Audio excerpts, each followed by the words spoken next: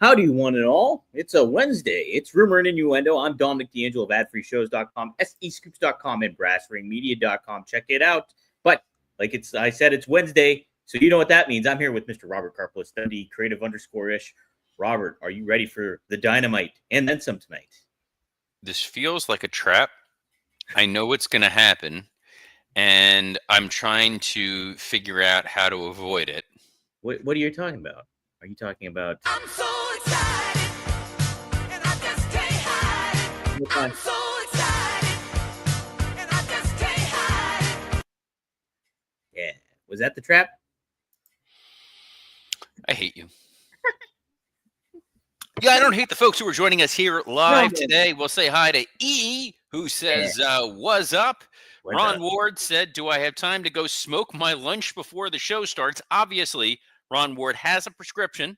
Mm-hmm. The glaucoma is problematic, and he wants to be able to see us in all of our glory, watching us live on YouTube or X, or wherever you're watching us through a VPN network around the world. Jeff Henninger says, "I don't know what I'm more excited about, the Dynamite or Dom's wacky jazz hands." Well, you got both. Yes. You got to hear the stupid song. You got to watch Dom dance. So we're clearly doing this for an audience of one of Jeff Henninger. We're going to ignore the 13 to 15,000 folks who are joining us all around the world. Otherwise, it's for an audience of just Jeff. Wrestling Old Head says, "Good day to all in the R&I universe." Yeah. What a day. Dre Owens, hello R&I. Anyone here, WWE PLE versus All Out next month? Right. I have heard this. That there's a possibility that WWE is going to run a PLE opposite All Out. And I'm of mixed feelings on this one here, Mr. D'Angelo. Yeah, it very seems like trying to keep your foot on the throat of somebody in a lot of ways. And necessarily, I don't blame them, WWE, in a way, because, hey, that's the name of the game. But at the same time, too, it's pretty deliberate, if this is the case. So, yeah, Robert, what are your thoughts on that? It definitely feels like a deliberate action against a company that they claim that they are not losing sleep over. Yet it definitely feels like that they are trying to screw over AEW. And guys, hey, if you're looking to stick it to your significant other the way Hunter is to Tony Khan, can we talk to you about Blue Chew?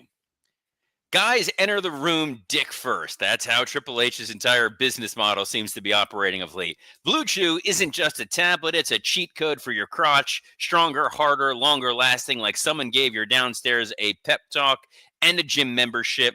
You know it's not about a performance, it's about legacy or third legacy. It's like a DX promo right here. Give her group chat something to talk about. Now I got Bonnie Raitt stuck in my head. This is how this day is going.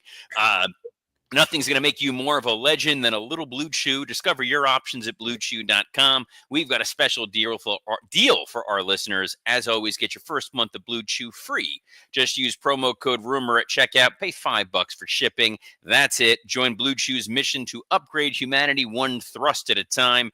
Head to BlueChew.com for more details and important safety information. And we thank Blue Chew for sponsoring this episode of Rumor and Innuendo. The point that I was trying to make is, as a kid of the Attitude Era, as someone who grew up in that time frame, you have a different mentality. Hi, buddy. You have a different mindset. My dog heard the Blue Chew ad and he's like, I wanna hang out. It's time. Welcome, bud. When it was WCW versus WWF in the Monday Night Wars, it really was this feeling of, if you were a WWF fan, which I was, there's a company that's actively trying to put this company out of business. They're stealing talent. They're running head to head. They're taking advertisers. If WWF doesn't turn things around, WCW is going to win, and the product that I enjoy watching, the show that I dig, is going to go away. That was a very real sort of feeling for your audience. In 2025, nobody believes that WWE or AEW is necessarily going to go away now. Both of them have secured fairly lucrative television rights deals.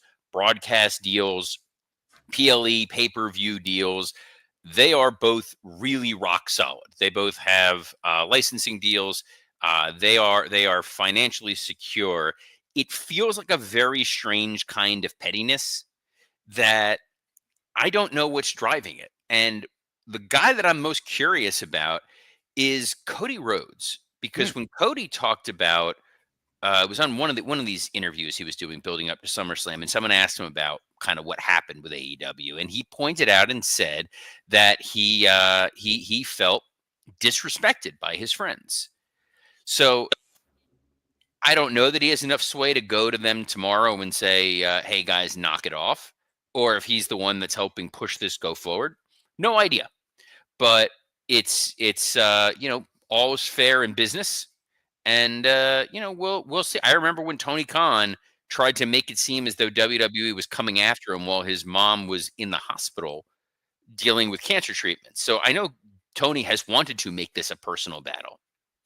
And maybe that is to an extent all this. You just think about back in 2019 when Triple H called it a pissant company and stuff like that. I think that just a lot of that probably stems from it still. And yeah, if you're the second biggest wrestling company there is, then yeah, maybe you don't look at them as competition, but at the same time too, you don't want them to flourish either. And at the same time, you're also maybe thinking of like, oh, yeah, we built up stars like R-Truth, and we built up names like Karrion Kross and everything to that effect under our umbrella. They're getting a lot of momentum going out. Their contracts are expiring. Do we want to give them to AEW? And that is sort of the capitalistic side of this. If there was no AEW, if all Elite Wrestling were to go away tomorrow, WWE would have a stranglehold on what talent can and cannot do, how much you're paying talents, how you're working talents, how you're treating talents. It's why competition is great for fans, because it forces both companies to constantly bring their A game. And it's great for talent because there's another place to go work. If you are, Ron Killings, and if there was no AEW and WWE released you, what else were you going to do? There was a fear that Ron could have jumped over to AEW. So it's, hey, let's throw some money at him to keep him around. If AEW were to go away and WWE was the only game in town, which they kind of were for a number of years, could another TNA-like company bubble up? Sure. Would it be sustainable? Who the hell knows in this current environment? We see our good friend Billy in the CW trying to carve out their niche for the NWA. There's other wrestling promotions that we don't even talk about on this show who have been trying since, let's say, when was the Wale Mania in Orlando? Since whenever that was, and they had their one shot, and they've still been trying to break through. But it's kind of they can't shake that old mentality. The boys don't feel that way. They want every opportunity for everything across the board. There were some guys during the Attitude Era, wrestlers, who hated the competition because they were taking money out of their wallets. They were taking food out of their mouths, and it's us versus them. In 2025, it's not so realistic. It makes for an interesting topic, but I don't know if you are a true wrestling fan that you're just going to watch one and not the other entirely. There may be folks who just say, I only want to watch AEW. I don't care about what WWE does. That product doesn't interest me. Cool. The reality is, if WWE runs a PLE opposite All Out, there's a large number of fans who are committed to AEW, who want to see AEW succeed. They're going to order that pay-per-view live. They're going to pay whatever the asking price is. They're going to get a 4 or 5 hour show, and it's going to scratch a very particular itch for them. They can then go and use Peacock or whatever else they do to go and watch the PLE at a later date and time. Yeah, that's true too.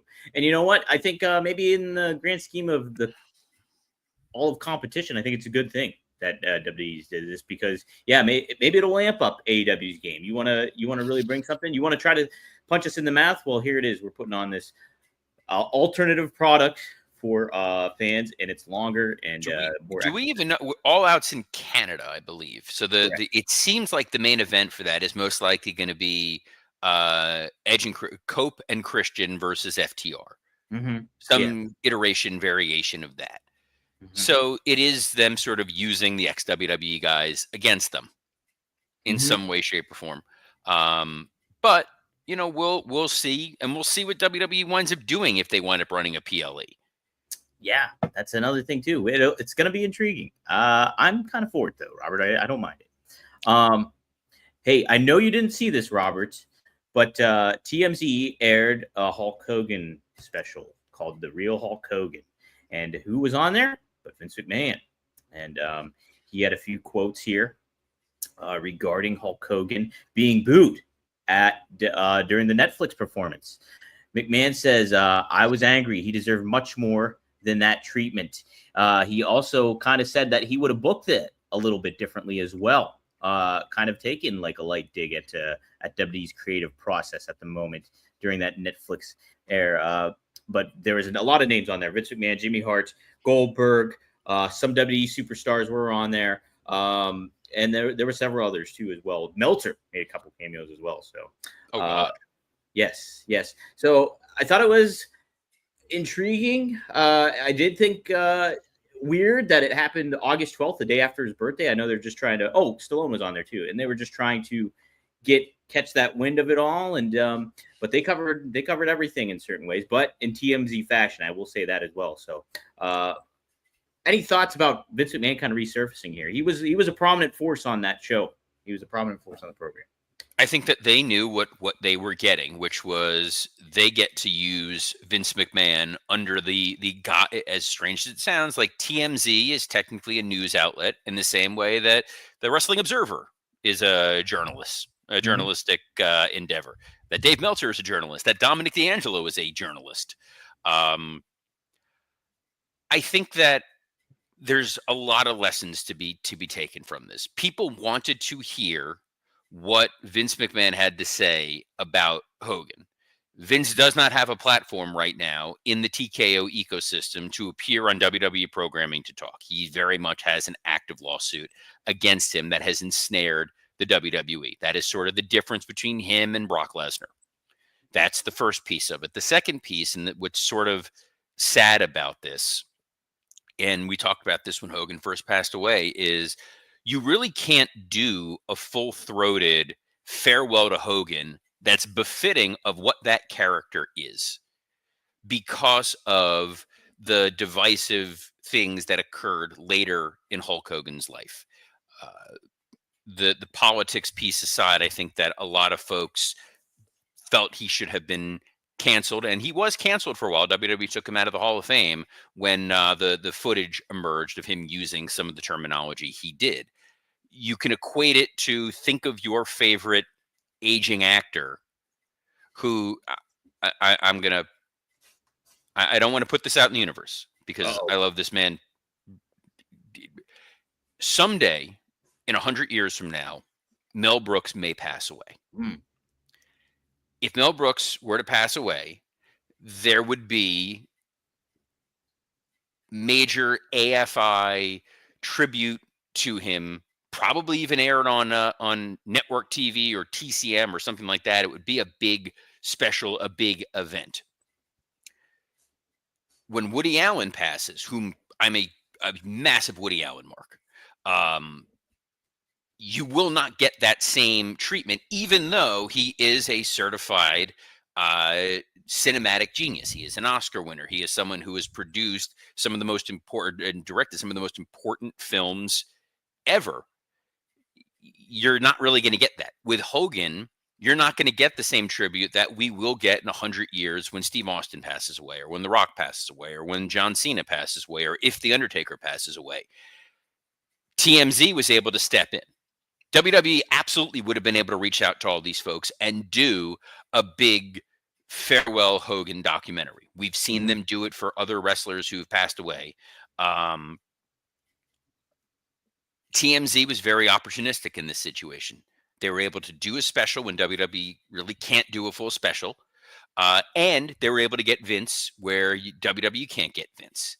So it would have felt weird for them to have done a special and not have him on there. it's the incomplete nature of what we had for a long time in wrestling, when guys were in one company or another and you really couldn't talk about who some of these folks were. Like Willie Thornburg points out, Bill Cosby. Yeah.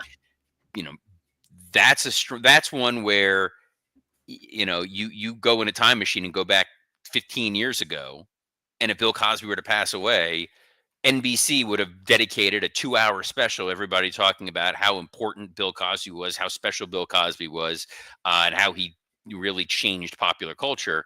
And then Michael Jackson is another example of it. It's the lesson to be learned from the talent is you do need to be cognizant and protective of your long-term legacy in wrestling. You look at Flair. Mm-hmm. That's a challenging one. I think Undertaker is learning a very valuable lesson, and I think he's going to keep a fairly even-keeled, low profile. Bret Hart can't help himself, but when Bret goes out on rants, it's about like Gunther chopping people. Mm-hmm.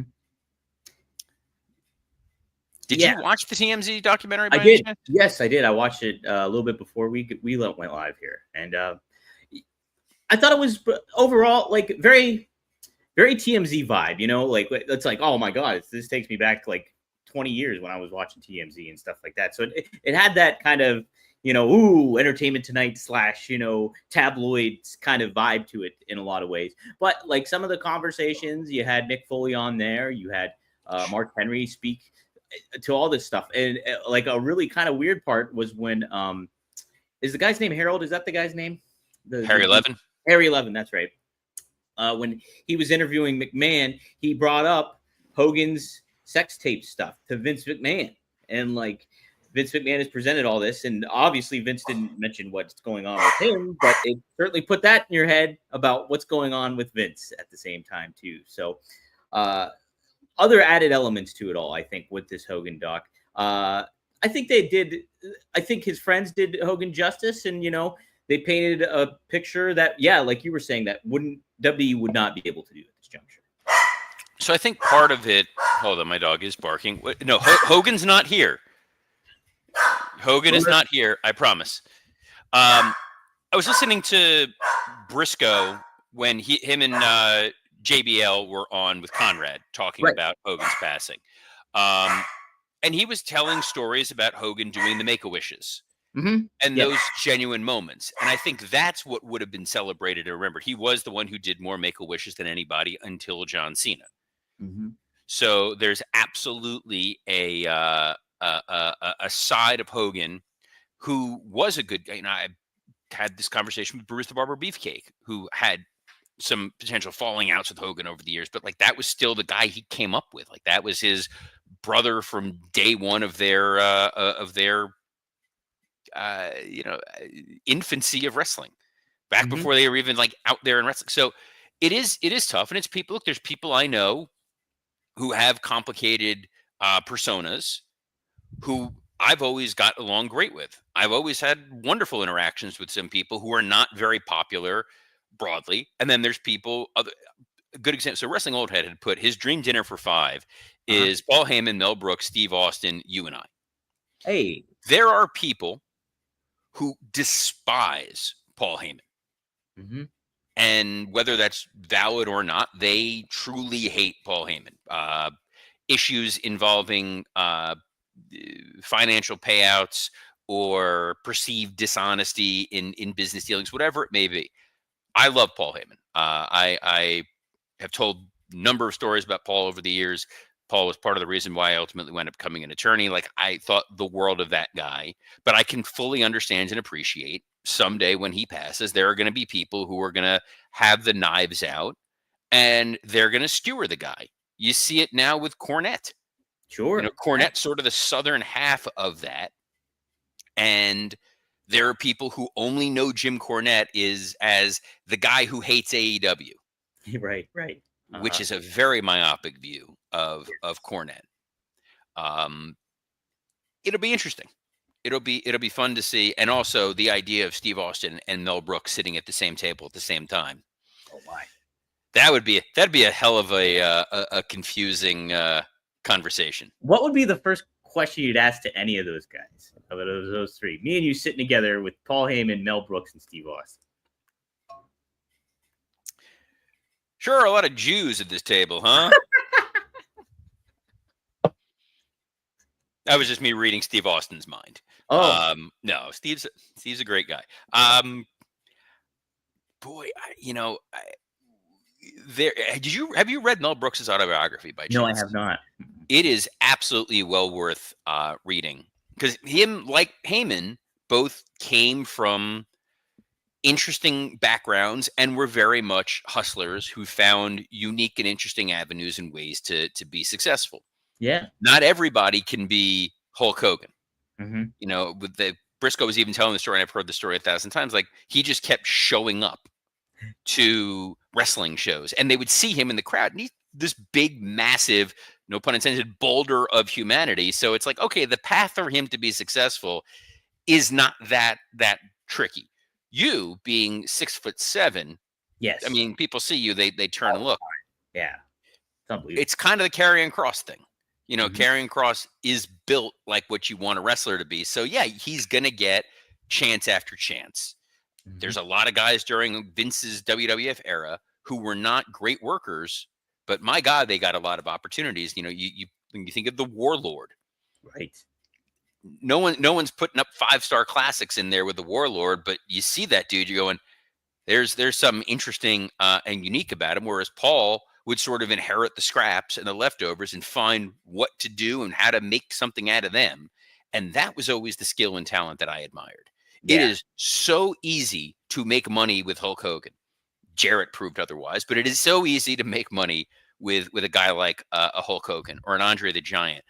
But to take Steve Austin and find the way to make him the biggest star in the world, that's a pretty impressive feat. It's like Mhm. John Cena. John Cena was not our guy. No. We were Batista. It was Batista's the guy. John is the nice to have second guy. Right. It's kind of like Cody versus Jey Uso. Cody is the surefire, like, now, like, that's the guy. That's the guy you ride. That's your 1A. You took a chance with Jey Uso. If Jey Uso caught fire, sold a lot of merchandise, made a nice accounting of himself at WrestleMania, I think he'll wind up getting another opportunity. And then there's, LA Knight, who I do like. Mike Lawrence, co-host on Working Stiff, we were texting me something completely unrelated, and LA Knight came up. And he made the same joke I made without knowing it, that we're pretty sure LA Knight's AI generated. That's really, yeah, you mentioned that yesterday. Yes, and then he said it independently. Jeff cool. Henninger says, I bet no one will have a bad word about Vince Russo. Oh, not at all. Not at all, bro. I can't malign Russo. Mm-hmm. Vince Russo found a way to do something nobody else could do, which was speak truth to power to Vince McMahon and get him to listen. True. If somebody was able to do that in AEW, they would be printing money. Right. It's a good point. If you had, because that's rumor and innuendo. Mm-hmm. If That's theoretically somebody had been approached previously, yeah, to have a meeting with Tony Khan, hypothetically, theoretically, maybe, about being able to contribute to AEW, and would they be receptive to that potential opportunity? Would they do it? And it's like, so not I, whoever this is in the situation, was like, no, just a hypothetical, yeah. They're never going to be listened to. Cash a paycheck to just not be listened to. I could have stayed with another company. Right. But that's the court of public opinion. Mm-hmm. Absolutely. But it's like, but Russo found a way to get Vince to listen, and Russo created a product that drew eyeballs and found success. And whether that success is earned or not, it bore fruit. It made money. And if AEW was trouncing WWE and they were pulling in triple the audience, if they were doing 2-3 million viewers a week, and they were selling out stadiums 4 or 5 times a year, then success is the cure-all for everything. When I worked in hockey, the phrase we heard all the time was, when you're losing, the beer is warm and the hot dogs are cold. And when you're winning, the beer is ice cold, the hot dogs are piping hot. You didn't do a damn thing to change either of them. Right. Ain't that factual? Yes, there is Dynamite tonight. The only Willie Thornbrew, yes, always bringing height, asked, what's your opinion of Kevin Dunn? yeah. So Dynamite tonight. Yeah, it's Moxley and Kevin Dunn is one of those people, if you hit him with your car, you'd feel bad for your car. I should note, Vince McMahon had his new logo behind him too, by the way, when he was talking about Hogan on the TMZ thing. So that 14th and I or whatever it is, that was right behind him. With Nail and I. Mm-hmm. Great film, by the way, if you haven't seen that. I have not seen it. It's a lovely film. It's a little bonkers, but it's a good movie. Yes. All right. Well, yeah, Robert, we can talk more about Dynamite tomorrow. And do we have to? Oh, sorry. What is on Dynamite tonight? I know we're so excited because we talked about it 25 minutes ago, but yes. I don't even know what's on the card. My favorite thing. This is mean and awful, and I'm owning this. I was listening to Jim Ross on with Conrad. Jim Ross is one of the lead commentators for All Elite Wrestling, correct? Yeah. He's trying to get a new contract. He's sticking around. He's an elder statesman. And they were talking about Dynamite the day after Dynamite aired. And what did you think of it? I like that MJF match against who do you wrestle? Mark Briscoe. Yeah, no, I like that guy. Like, if Michael Cole on Tuesday were to say, man, I really love that main event of CM Punk and LA Knight teaming up against who'd they team up with? The fat guy who steals shoes, the shoe burglar. I like that guy, shoe burglar. It's just, it always pops me how Jim Ross is just owns being totally disconnected from what's going on sometimes. What do we got? We have Jon Moxley taking on Kevin Knight. Nice. Well booked matchup there. We also have Adam Cope going up against your boy Stokely Hathaway. And then we also have Hangman Page and MJF meeting face to face. That's what's happening. Man, I love Stokely. One of my favorite Stokely moments by far. We'll talk about the show moment. I'm in the Met and Metropolitan Museum of Art, and I look over and I see Stokely, and I come up behind him and I was like, Stokely, and he turns and he has the disgusted look of like, I can't believe some mark just recognized me here. Oh my! What a and then he realized it was me and we were good. But like that half a second of just outright disgust and anger, I can't even go to the Metropolitan Museum of Art without these damn people coming up to me. Neither one of us have that concern, mainly because neither one of us ever leave our homes. Yeah, basically. We are shut-ins. We are hermits. Outside of that one time in Vegas last year, maybe Vegas this year. Yeah. But I know where you can find us every Monday through Friday at noon Eastern on a plethora of platforms, including the WW Creative _ISH X account, the @Dominic D'Angelo X account, the @SE Scoops X account, and on YouTube on Rumor and Innuendo and ad-free shows. We will be joined on Friday this week by Mr. Justin Barrasso. He unfortunately couldn't join us here today. He will be there. We'll get his thoughts on everything that happened in the world of wrestling and a little bit of that UFC deal structure. Yeah. So until then, on behalf of the guy who looks like he's wearing a Grateful Dead shirt, but he's not wearing a Grateful Dead shirt, Dominic D'Angelo, I'm Robert Karpelis. Best of luck in your future endeavors. We watch wrestling.